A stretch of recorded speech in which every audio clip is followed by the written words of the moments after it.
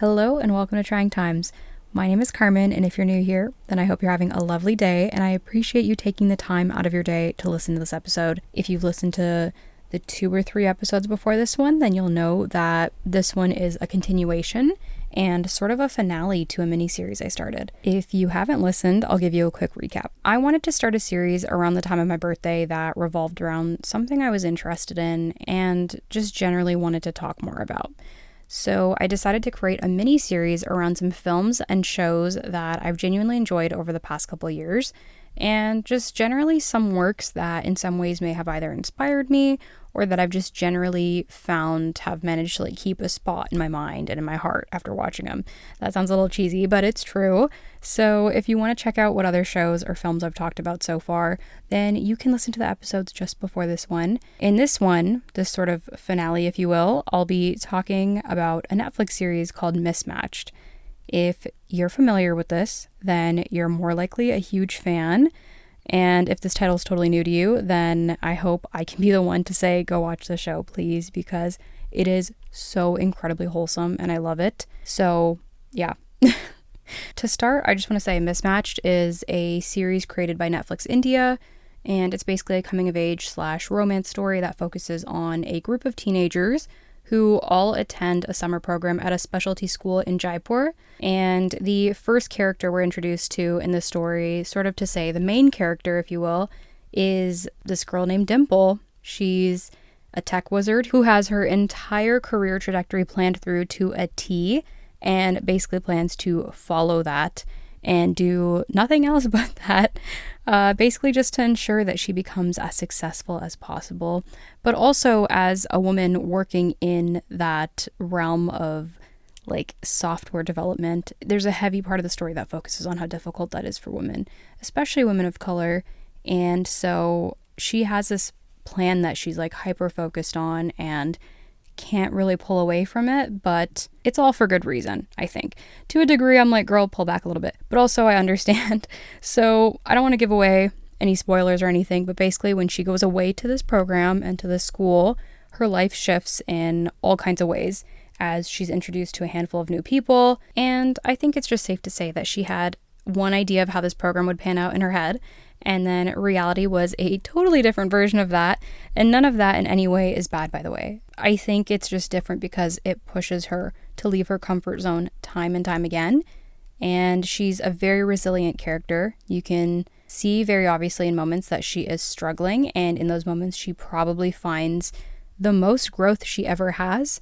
And I think that's one of the very first things that spoke to me about this show. Just in general, that idea and relatability of pushing to leave your comfort zone and then struggling with bumps in the road. And the way that they worked to showcase this across the first and second season specifically of the show was really pivotal and honestly really smooth at the same time.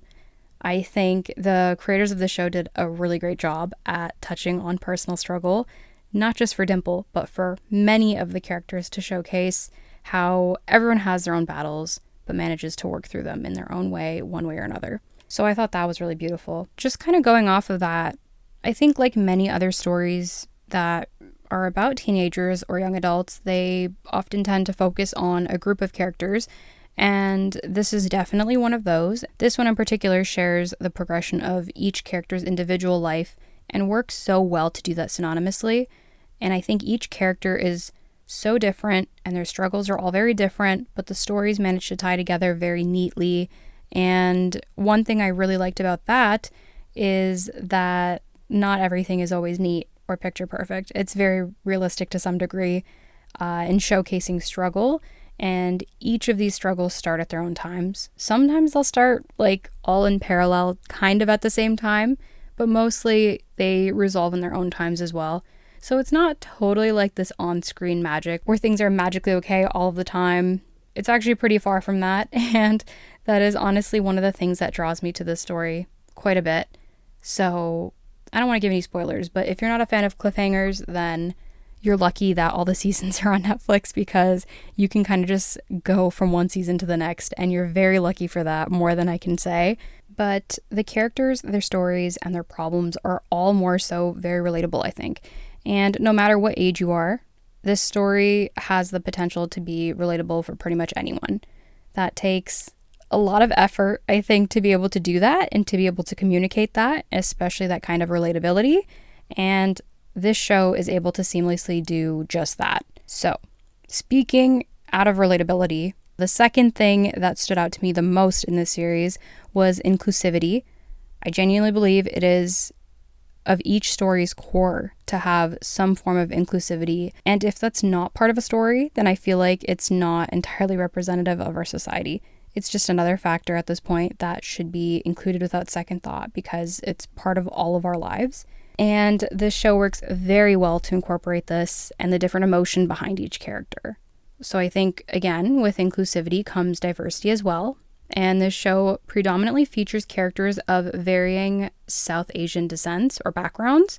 At the same time, while that may feel exclusive to some, it's relatable for many who are of the South Asian background or descent. And I think with this, there is obviously not coverage of every single cultural background here, even in the South Asian realm, but there is a huge effort made here that can help to understand certain cultural nuances, which is really special. So, for example, some teenagers or young adults who might be of different backgrounds or minority backgrounds, I think certain styles of living or types of language or even styles of socializing might not make a lot of sense, but this show helps to understand this a little bit better.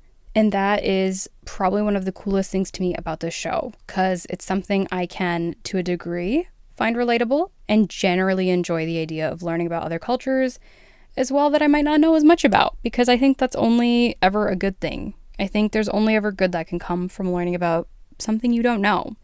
So, yeah. The last thing I'll say is that if this series or another like it came out when I was way younger, I would have felt so seen and heard. But as an adult, I'm just as relieved and happy to see a story like this being shared across so many screens and also being created by many people who I feel I can relate to or who look like me, who might have similar stories, might have similar backgrounds.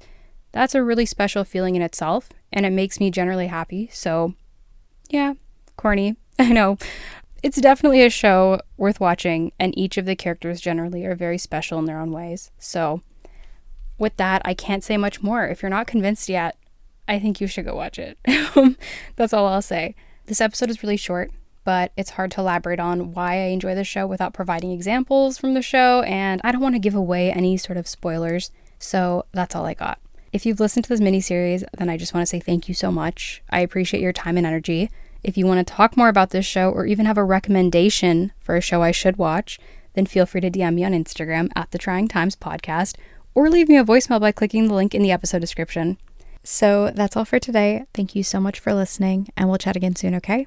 Bye.